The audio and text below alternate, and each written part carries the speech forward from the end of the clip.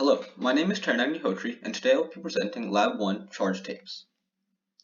Our problem that we're aiming to solve today is to determine approximately how much excess charge is on one piece of charge-clear tape. In theory, if we know the forces at play, we should be able to determine the charge.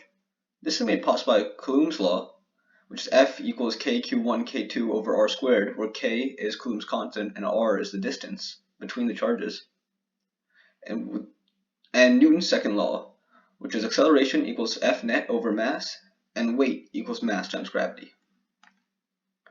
In doing this lab, we make a few assumptions. First of all, we assume that air resistance is negligible.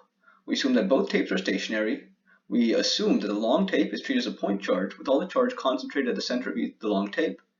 And finally, each U-tape that was made had about the same amount of charge evenly distributed along the length of the tape. In the first part of the experiment, we need a roll of clear tape, a meter stick, a flat surface, and a pen. For the first part of the experiment, we made a U-tape and a base tape of 0.2 meters each, and then we peeled the U-tape off of the base tape. We attached this to the side of the table, and then we observed the interactions with our hands and negatively charged pen. This allowed us to determine if the U-tape is positively or negatively charged. In theory, if the U-tape is positively charged, it will be attracted to a negatively charged pen. And if the U-tape is negatively charged, it will be repelled by the pen.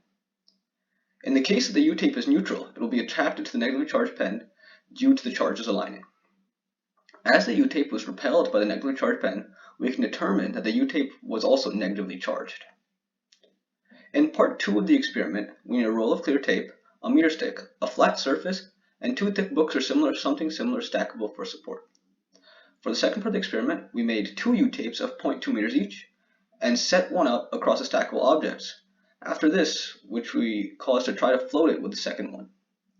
And then we measured the height between the tapes at which the top U-tape is floating. We determined this height to be 0.025 meters. Using this number, we were able to find the amount of charge on one U-tape. We know the force of gravity is mass times gravity, mass times the acceleration of gravity, which in this case was 0.2 meters, the length of the tape, times 0.001 kilograms per meter, the density, multiplied by the acceleration of gravity, which gave us 0.001962 newtons.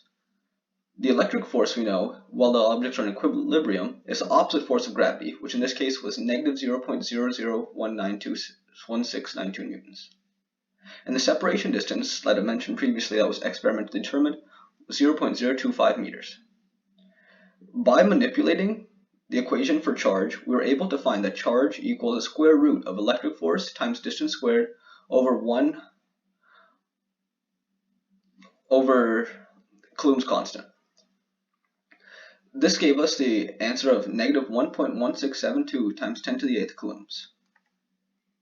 Here's the glow script code. You can see I determined my constants, declared my objects, set the initial values, and did the calculations that allowed me to get the force of gravity and the charge on the objects. Here's a video of the glow script recording.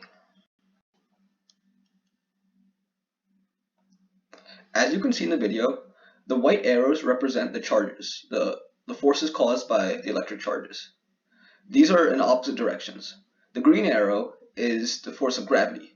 As you can see on the top circle, which represents the top tape, the forces are in equilibrium, causing the object to float. Here are the electron and charge calculations, which allowed us to determine how many electrons there were. We knew the charge of the tapes is negative 1.162 times 10 to the negative 8th coulombs. We know the charge of an electron is negative 1.6 times 10 to the negative 19th coulombs. If we divide these two numbers, we get the total number of excess electrons, which is 7.3 times 10 to the 10 electrons.